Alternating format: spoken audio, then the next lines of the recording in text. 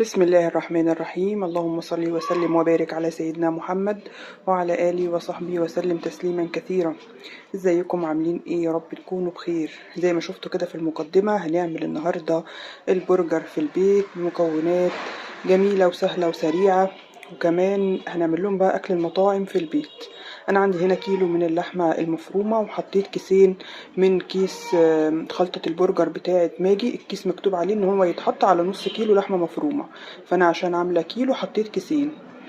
بعد كده جبت كمان بياض بيضة ده يعني عامل ربط كده للمكونات. هشيل بقى الصفار مش هحتاجه.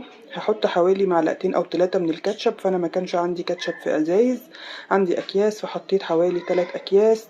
تقدري كمان تحطي مكانهم معلقة من المستردة الموجود والمتوفر عندك. هحط كمان معلقة كبيرة من البيكنج باودر. انا الكيس ده كنت فاتحاه واخدة منه الحاجات وكان فايض عندي فحطيته، هو اللي كان فاضل فيه معلقة كبيرة. بعد كده كمان هحط حوالي معلقتين من النشا كبار، برضو ده بيفتح لي اللون وبيدي تماسك للحمة كده وبيخليها حلوة. انا بحط كده نص معلقة صغيرة من السكر علشان ده بيخلي اللحمة تستوي بسرعة وكمان تديني لون حلو في التحمير.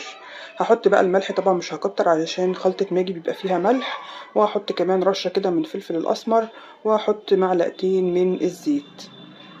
بس كده كل المكونات دي، وهبتدي ان انا اعجن اللحمة. طبعا البرجر ما بتحطلوش بصل خالص عشان ما يقلبش معاكي كفتة، فهو بيبقى لحمة وتوابل بس مش اكتر. في ناس كمان ما بتحطش اي حاجة من الخلطات دي، بيحطوا ملح وفلفل اسمر بس على اللحمة. لكن خلطة البرجر دي بصراحة بتخلي البرجر زي بتاع بره واحسن كمان، يعني ريحته ما تفرقش عن اللي بتجيبيه من محلات واللي بتاكليه في المطاعم.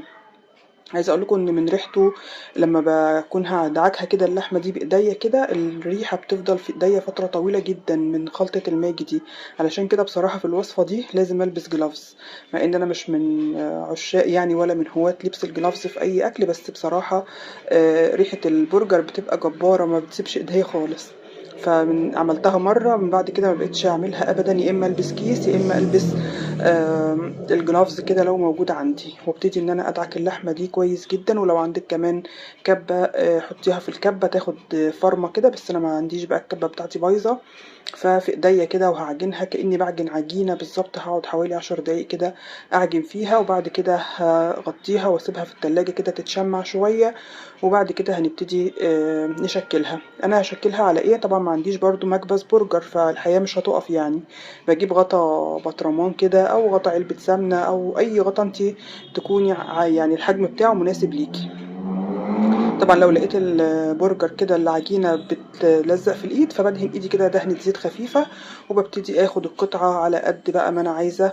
انا بحط كيس كده في قلب الغطا، وببتدي ان انا اضغط بقى كويس بايدي التانية. طبعا انا بضغط وانا قافلة الكيس اهو عشان ايدي ما تلمس برضو اللحمة، علشان الريحة يعني زي ما انتوا عارفين. بعد كده اهي بصوا الحجم ده حلو جدا جدا ومناسب جدا جدا اهو. حابة تعمليها بقى اوسع من كده اعملي في غطا كبير، في علبة جبنة نستو. لو عندك علبة فاضية برضو تقدري تعملي الحجم بتاعها في غطا علبة سمنة، اي غطا برطمان عندك بقى. لو ما عندكيش المكبس مش حابة خالص اي حاجة، ممكن تعمليها بايديكي، بسيطة جدا وسهلة جدا. هتكوريها وتبططيها زي ما بتعملي القرص مثلا او اي حاجة. بس احنا علشان نخلي الشكل يعني متساوي قوي زي بتاع بره ويبقى مضغوط كده كويس، بنعملها الشكل كده في الغطا زي ما انتم شايفين. انا عندي هنا الصينيه كمان اللي انا هرص فيها، حاطه فيها كده كيس او استرتش غذائي، وببتدي ارص عليه علشان لما اطلعها بقى من الكيس تبقى سهله جدا تطلع معايا بكل سهوله. وطبعا انا برضو بعمل على كيس علشان تطلع معايا من الغطا بكل سهوله. كل ما بلاقي ايدي بتلزق قوي في اللحمه بعملها دهنه زيت كده، وببتدي ان انا اخد اللحمه بايديا بقى وابتدي ان انا اشكلها. عايزه اقول لكم ان الكيلو ما شاء الله يعني عمل لنا 18 برجر من الحجم اللي انتوا شايفينه ده، كبير ما شاء الله يعني مش صغير. وكمان اللحمة مكبوسة، يعني انت بتاكلي لحم صافي مش بتاكلي حاجة مخلوطة ولا حاجة كده.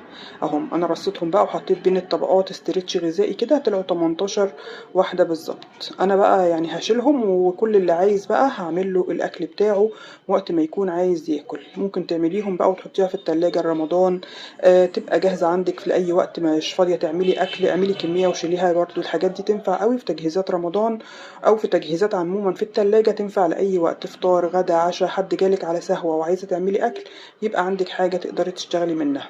عندي بقى بنوتة ما بتاكلش لحمة نهائي، فكنت هعمل لها فراخ، قالت لي ما تعملها لي برجر. قلت لها بس كده يلا. خلت لها الورك بقى كده زي ما انتم شايفين، شلت الجلد وشلت العظم وخدت اللحمة كده اهي، هقطعها معاكم. برضو ما عنديش كبة، بس الحياة مش هتقف برضو على الكبة ولا على مكبس البرجر ولا على اي حاجة. احنا ستات شاطرين وبنعرف نتصرف، والجيش قالك ايه؟ الجيش قالك اتصرف. شايفين بقى المخرطة بتاعت الملوخية؟ واديله ادي. هنفضل نعملها بالمخرطة كده. بصوا ما تقولوش بقى اي حاجة، دي كده الفرم الاصلي بتاع اللحمة او الفراخ. يعني زمان ما كانش عندهم مفرمة ولا اي حاجة، كانوا بيستغلوا بقى السكينة الحامية، المفخرطة، اي حاجة بقى تقدري تعملي بيها. انا طبعا فضلت اديها كده، اديله ادي اديله ادي لحد لما نعمت خالص. بساعات بعمل لها منه برضو حواوشي، لما بنكون هنعمل احنا حواوشي لحمة، بعمل لها برضو حواوشي الفراخ بالطريقة دي. برضو باخد الفراخ واقطعها واعملها بالمخرطة كده، وفي الاخر احطها لها في العيش وتبقى برضو حواوشي فراخ. يعني مش حرمها من حاجة، اللي احنا بنعمله باللحمة انا بعمله لها بالفراخ.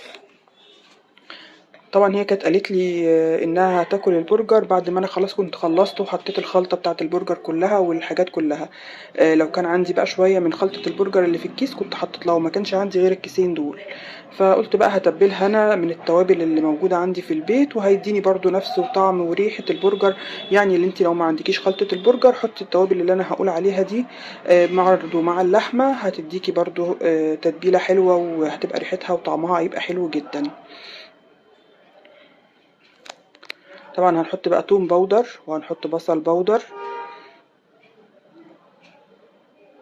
ولو مش حابه برضو التوابل ما تحطيهاش، او مش متوفره عندك حطي المتوفر. هحط كده، كان عندي دي اخر حاجه من البابريكا فنزلت بيها، كان اخر حبه في الكيس. وعندي كمان شويه من الكاري. انا بحط بصوا حاجات بسيطه جدا علشان ما تبقاش البهارات كتير مع بعضها وتمرر معايا. حطيت رشه قرفه ورشه جنزبيل، حطيت بقى الملح وسبع بهارات وفلفل اسمر، واحط برضو معلقه من النشا، معلقه كبيره يعني من النشا على الكميه دي، واحط كيس من الكاتشب، واحط معلقتين كده من البقسماط لحد لما الاقي الفراخ يعني مسكت معايا وبقت كويسه، علشان طبعا الفراخ هتبقى ناعمه قوي فمحتاجه حاجه تمسكها. فحطيت كده معلقه من البقسماط، وهحتاج معلقه كمان هحطها تاني برضو مش عارفه بقى صورتها ولا لا. حطيت كمان معلقه علشان بصوا لقيتها بتلزق في ايدي اهي. حطيت بقى يعني يعتبر كده معلقتين من البقسماط، واحط كمان معلقه من الزيت. لو عندك بقى سمنة او زبدة ممكن تحطي زبدة او كده، لان الفراخ بتبقى ناشفة شوية غير اللحمة، فتقدري تحطي مادة دهنية عادي يعني، بس انا قلت هحط زيت. وهفضل برضو ادعكها كده لحد لما تشرب من التوابل كويس قوي، وهسلكها من ايدي. وبعد كده برضو بدهنة زيت خفيفة كده في ايديا، وهبتدي ان انا اشكلها على نفس الغطا. الورك ده عمل لي قطعتين من البرجر من حجم الاتنين اللي انا عملتهم من اللحمة. عايزه اقول لكم ان يعتبر قطعه البرجر اللي في اللحمه دي حوالي 60 جرام، فحلو جدا يعني بصراحه. لو انت عندك ميزان بقى وحابه توزني كل قطعه برضو ممكن تقدري توزنيها، عايزاها بقى 60 70 80 براحتك خالص يعني. اهي بصوا برجر الفراخ اهو. هعمل بقى التانية برضو، وبرضو هحطهم هغلفهم كده باكياس وهشيلهم في التلاجة لوقت الاكل بتاعها لما تحب تاكل هعملهم لها معانا اهو. بحط بقى برضو بغلفهم كده واحدة فوق واحدة علشان اعرف اشيلها من الكيس. بصوا ما شاء الله شكلهم حلو وطعمهم حلو جدا يعني.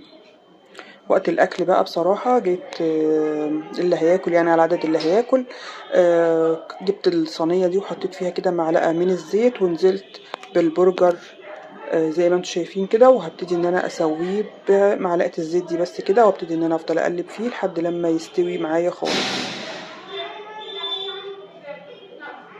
طبعا ما بياخدش وقت بقى، وسهل وسريع وفي الانجاز يعني اهو. واللي عايز بقى طبعا احمص له العيش، كنت بحمص له بقى العيش الكايزر في قلب الطاسه مع البرجر بالشكل ده كده اهو. كنت بحط العيش بفتحه وبحطه في الطاسه كده علشان يتحمص ويبقى زي المحلات بالظبط.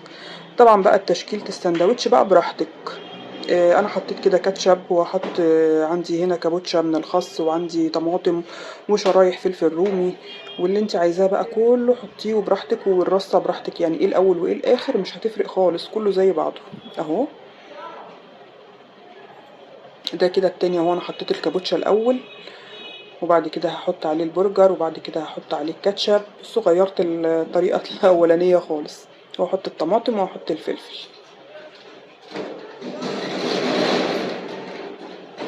سهل جدا وبسيط وحاجة جميلة وأكل المطاعم.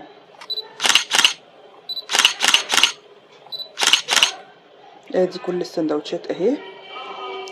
طبعا ده كان جزء هياكل، والجزء التاني انا لما حطيت لهم الاكل حطيته بقى كده ايه براحتهم بقى. حمرت لهم بطاطس، وحطيت الكاتشب في طبق، وحطيت الكابوتشا في طبق، والطماطم والفلفل الشرايح، وحمصت لهم العيش مع البرجر اهو. وسبت بقى كل واحد يشكل بنفسه زي ما هو عايز. وده برجر الفراخ اهو، وما هتاكل معاه توست لانها عامله دايت. وبألف هنا وشفا، ويا رب يكون الفيديو عجبكم. ممكن تعملوا السفرة دي في رمضان، وبألف هنا وشفا. اشوفكم على خير. سلام عليكم ورحمة الله.